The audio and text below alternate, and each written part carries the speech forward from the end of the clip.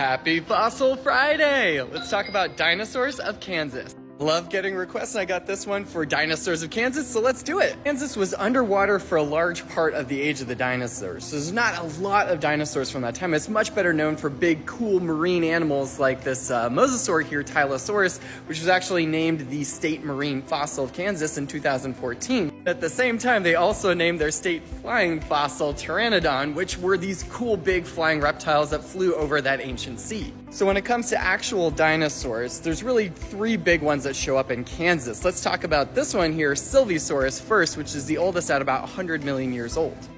A little tough to see here, but there is a great skeleton of this, including the skull and a large part of the rest of the body. This is a nodosaurid, which is a close relative to Ankylosaurus. It didn't actually have the club on the end of the tail there, but still a really cool, heavily armored dinosaur. And this was actually just named the state land fossil of Kansas in 2023, just a year ago. And one of the things that's interesting about that skull is that there's actually teeth in the front of the top jaw, which is actually something you don't see in later relatives like Ankylosaurus that actually have much more of a beak. So it had a different style of feeding 100 million years ago from its younger relatives. At about 13 feet long, it was no pushover either.